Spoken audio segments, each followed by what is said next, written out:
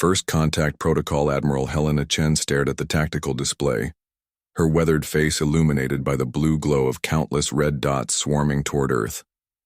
27 years of military service hadn't prepared her for this moment. Nothing could have. "How many?" she asked, her voice steady despite the churning in her stomach. Lieutenant Commander Rivera tapped his console.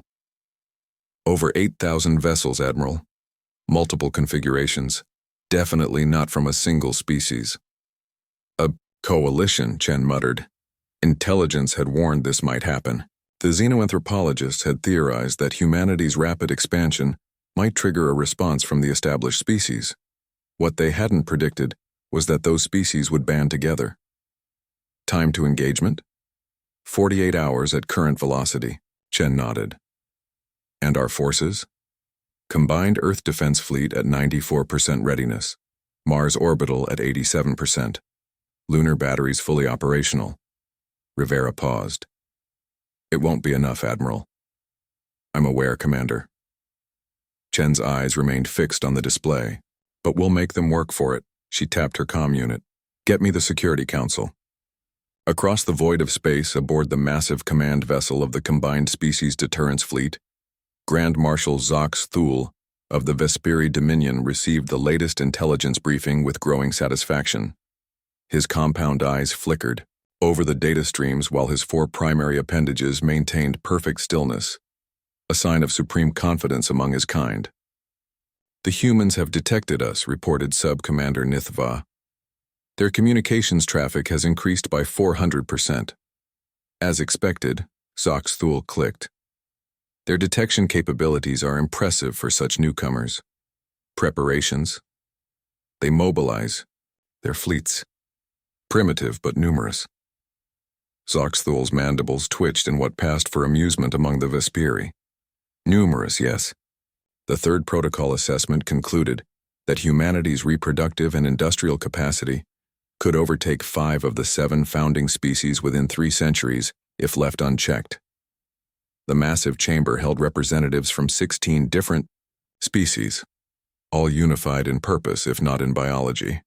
Some floated in specialized atmospheric chambers, others stood on gravity-adjusted platforms, but all focused their attention on the holographic representation of the small blue planet ahead. Ambassador Kaleth of the Tarani Collective, a being of crystalline structures and pulsing light, moved forward. "I again formally register the Collective's objection to this action. The deterrence protocol was designed for genuine threats. Humanity has shown no aggression toward—" "They have not had the opportunity," interrupted Zox Thule. "The modeling is clear. Their adaptive capacity exceeds all known sentient species. Their neurological architecture combines creative problem-solving with ruthless efficiency. They went from atmospheric flight to rudimentary space travel in 66 years, from splitting the atom to quantum computing in less than a century." Ambassador Orla of the Mrissi Conclave gestured with tentacular appendages. "The third protocol requires evidence of hostile intent, not merely potential. We risk becoming what we claim to prevent." "The vote has been cast," Zox Thule said with finality. 12 species for intervention, 4 against. The human threat will be contained. A junior communications officer, a methane breather from the Thelicosan worlds, suddenly straightened in his environmental suit. "Grand Marshal, we're detecting an unusual signal from the 3rd planet." "Explain," demanded Zox Thule. "It's anomalous, sir. Not matching any known human communications protocol. High energy, highly structured. Our systems can't categorize." Zox Thule's compound eyes flickered with annoyance. "Likely a desperate attempt at communication. Ignore it." "Sir?" the officer persisted. "The signal appears to be interacting with our navigation systems. Several vessels in the Vanguard report anomalous readings." This caught the Grand Marshal's attention. "A weapon?" "Unknown, sir. But the signal complexity is remarkable. It contains mathematical sequences that—" The officer paused, head tilted as he listened to his earpiece. "Sir, the signal has just changed. It's now broadcasting in 16 distinct formats simultaneously, each apparently tailored to different species' cognitive patterns. A murmur ran through the command chamber. Ambassador Kaleth's crystalline structure pulsed more rapidly. It appears they are trying to communicate with each specific species individually. Impossible, Zoxthul dismissed. They've had no meaningful contact with 12 of our 16 species. They couldn't possibly know our communication protocols. Nevertheless, Kaleth continued, they are doing exactly that. My staff confirms the signal includes perfect Tarani mathematical notation. Grand Marshal Zoxthul's mandibles clicked rapidly, a sign of agitation. A lucky guess or stolen intelligence? Maintain course. Subcommander Nithva approached cautiously. Sir, the signal strength is increasing. 27 ships now report navigation system interference. And, sir, the signal contains something else. Something embedded within the mathematical sequences. What? Demanded Zoxthul. Music, sir, human music. In the UN headquarters beneath Lake Geneva, Admiral Chen stood before the Emergency Security Council. The underground facility had been built after the brief war of 2071, designed to survive even if the surface did not. The Sentinel array is broadcasting on all frequencies, she reported. Dr. Okafor's team has modified the signal as instructed. Secretary General Mirza nodded gravely. And do we have any indication that it's working? Their advance is slowed, Chen replied. They're still coming, but at reduced speed. Dr. Sophia Okafor, head of the Xeno Communications Division, stepped forward. Her voice carried the lilt of her Nigerian heritage despite decades abroad. The Rosetta Protocol was never meant for this. It was designed for peaceful first contact, not as a defensive measure. Desperate times, Doctor, the Chinese representative said coldly. The principle remains sound, Okafor insisted. The mathematical sequences establish universal cognitive recognition patterns. The embedded cultural samples, music, art, literature, they're chosen to trigger specific emotional and intellectual responses. You're saying we're hacking their brains with Bach and Beethoven? The Russian representative's skepticism was palpable. Not hacking, Okafor corrected. Communicating at a level deeper than language. The Rosetta Protocol was based on decades of xenolinguistic theory. Every sentient species we've encountered shares certain cognitive foundations, certain patterns of thought that transcend biological differences. That's all very fascinating, the American representative cut in. But will it stop them from killing us all? Chen answered before Okafor could. It might buy us time, and right now, time is our most precious resource. In his private meditation chamber, Grand Marshal Zoxthul attempted to clear his mind. The ritual breathing techniques of his ancestors had served Vesperi warriors for millennia, but today they brought no calm. The human signal had grown more complex by the hour. What had begun as mathematical sequences and music had evolved into something more intrusive, more persistent. 300 ships now reported navigation difficulties. 6 had withdrawn from formation entirely, claiming system failures. A soft tone indicated a visitor. Enter, Zoxthul commanded. Ambassador Orla glided in, her tentacles coiling gracefully. You requested the analysis, Grand Marshal. Speak. The signal is not what we initially believed. It's not a weapon, at least not in the conventional sense. It's an adaptive communication system of extraordinary sophistication. Zoxthul's mandibles clicked dismissively. Explain in terms relevant to our mission. The humans have somehow created a universal translator that works on emotional and cognitive levels. It identifies neural patterns specific to each species and adjusts accordingly. The mathematics establishes the foundation, but the cultural elements, what they call music and art, these carry the actual communication. What communication? Demanded Zoxthul. That's the remarkable part, Orla said. Her voice tinged with what in a human would be wonder. The message changes depending on who receives it. To the Tarani, it communicates complex philosophical concepts about interconnectedness. To the Marissi, it evokes nurturing and protection. To the Vesperi. Yes? To your people, it appears to be communicating concepts of honor and worthy adversaries. Zoxthul rose abruptly. Psychological warfare, nothing more. Perhaps, Orla conceded. But consider the implications. A species that can communicate simultaneously with 16 diverse biological cognitive architectures, custom tailoring their message to each, without prior extensive contact. The technological and intellectual leap required is precisely why they must be contained, Zoxthul interrupted. This only confirms the threat assessment. Orla's tentacles rippled in the equivalent of a sigh. Grand Marshal, I believe we may have miscalculated. A species capable of this level of empathic communication is a species capable of unprecedented manipulation, Zoxthul finished. Your concerns are noted, Ambassador. You are dismissed. After Orla left, Zoxthul returned to the main command chamber to find it in disarray. Representatives from multiple species were engaged in heated discussions, their universal translators struggling to keep pace with the emotional content of their arguments. Report, he demanded. Sub-Commander Nithva approached. Sir, the Tirani and Marissi delegations are formally requesting a halt to the operation, pending further analysis of the human signal. The hegemony representatives are non-responsive.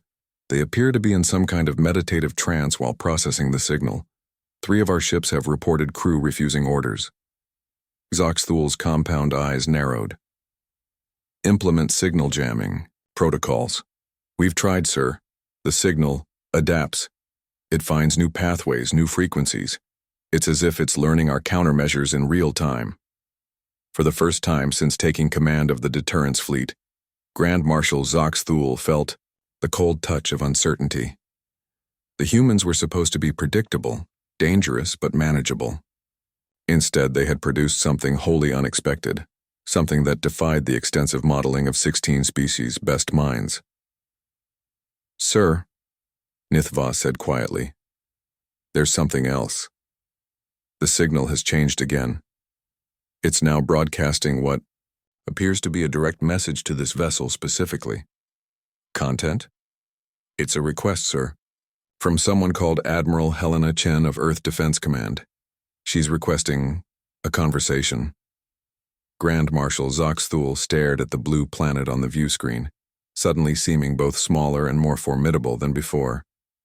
Patch it through, he ordered.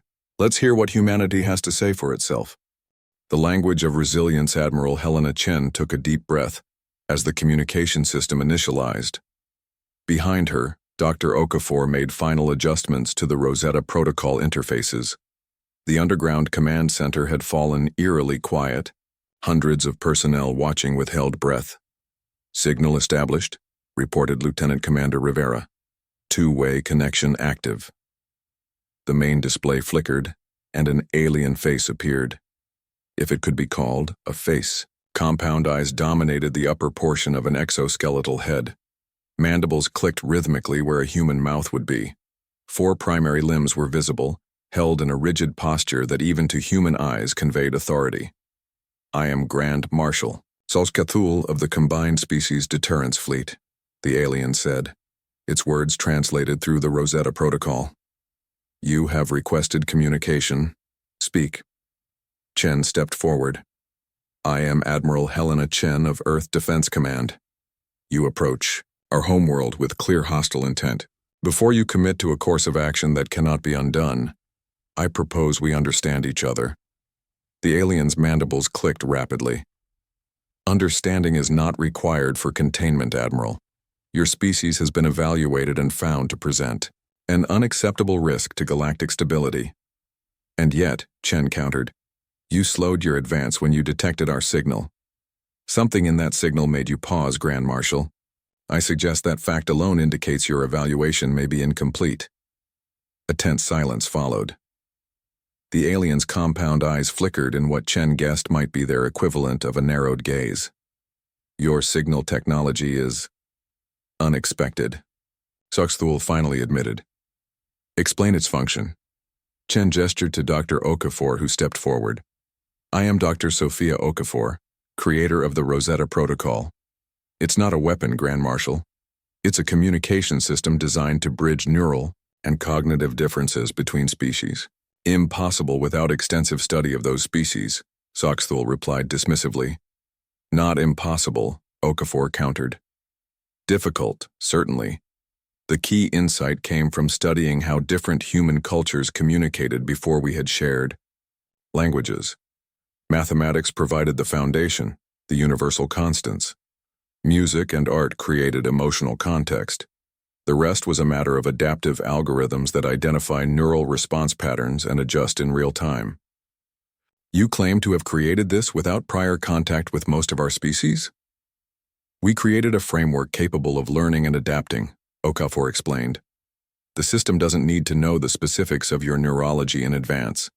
It detects patterns in real time and builds a communication bridge iteratively.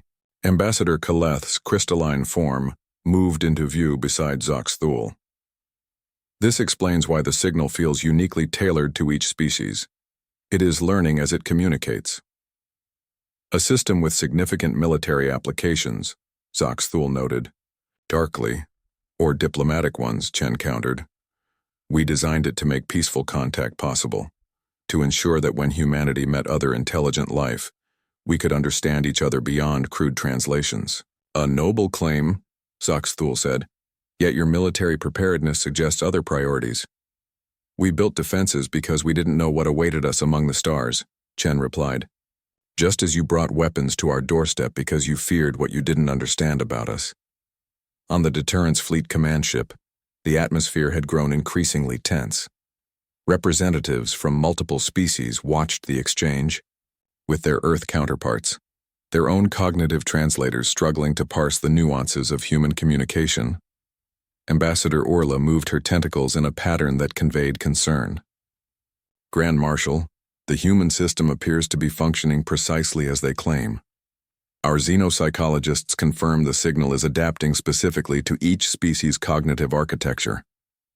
That only proves their technological sophistication, Zoxthul insisted. The threat assessment stands. Does it? Ambassador Kaleth's crystalline form pulsed with emphasis. The third protocol was enacted based on predictions of human behavior that assumed certain development patterns. This Rosetta protocol represents a developmental path none of our models anticipated. Explain, demanded Zoxthul. Our models predicted humans would prioritize weapons development, resource acquisition, and territorial expansion, following patterns seen in nearly all emerging spacefaring species. Instead, they have devoted significant resources to creating possibly the most sophisticated cross-species communication system ever developed. One communication system doesn't negate the threat assessment, Zoxthul countered. Perhaps not, Kaleth conceded, but it introduces sufficient uncertainty to warrant reconsideration. The third protocol requires certainty of threat. The chamber grew quiet as the representatives processed these implications. On the view screen, Admiral Chen and Dr. Okafor waited patiently, seemingly unperturbed by the silence. Admiral Chen, Zoxthul finally said, what precisely are you proposing? A conversation, Chen replied simply. A real one. Not conducted under the shadow of imminent destruction. Withdraw your fleet to a non-threatening distance. Send representatives to Earth or neutral territory if you prefer. Let us talk before we fight. And if we refuse? Chen's expression remained impassive, but her voice hardened slightly. Then we will defend ourselves with everything we have.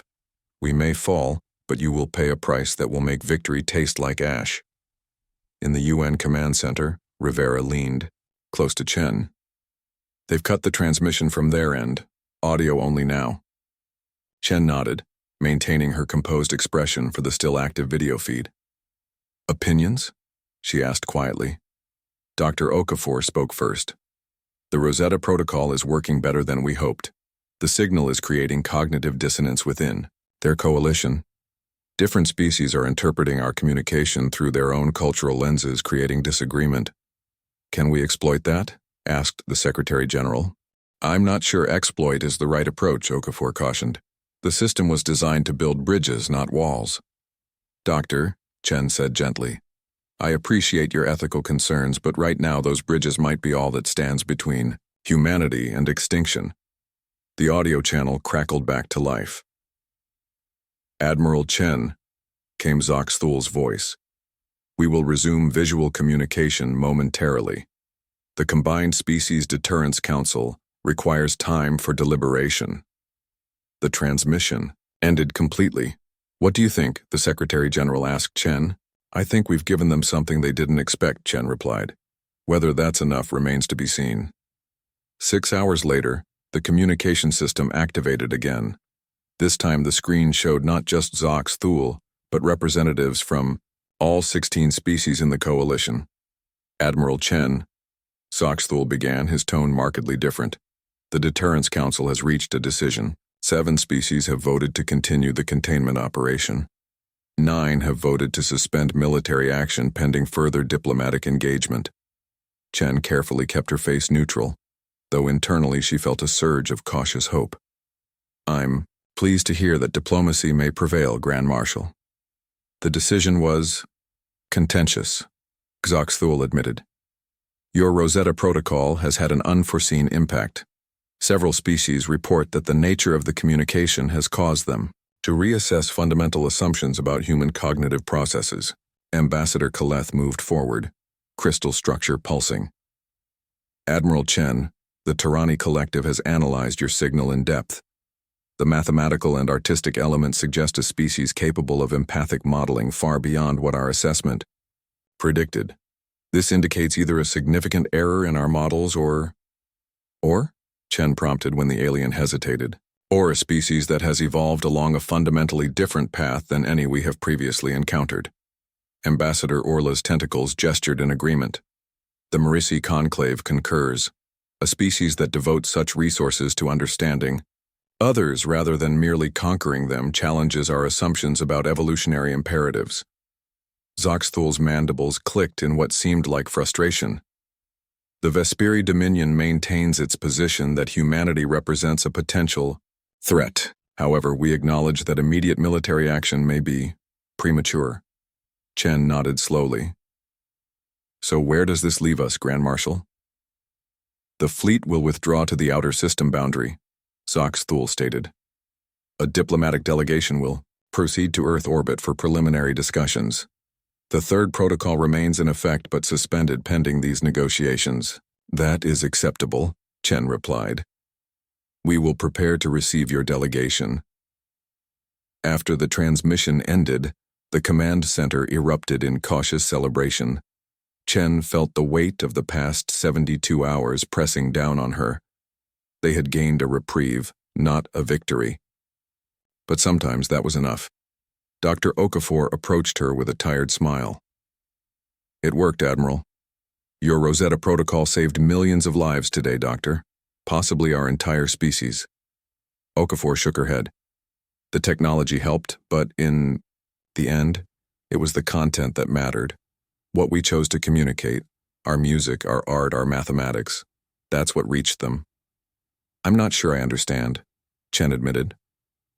The Rosetta Protocol is just a delivery system, Okafor explained. What we delivered was humanity itself, our creativity, our diversity, our capacity for imagination and empathy. We showed them who we are, not just what we can do. Chen considered this, and that was enough to divide their coalition. Because different species valued different aspects of what they saw in us, Okafor nodded. The Tarani responded to our mathematical innovations. The Marisi were moved by our music. Even the Vesperi were affected. They recognized something in us they could respect even if they still fear us. Do you think peace is possible? Chen asked quietly. I think it's worth fighting for, Okafor replied. And sometimes, the best way to fight is to communicate. 3 days later, Admiral Chen stood in the newly prepared diplomatic reception center in lunar orbit. Through the viewport, Earth hung like a blue jewel against the blackness of space. In the distance, the alien diplomatic vessel approached.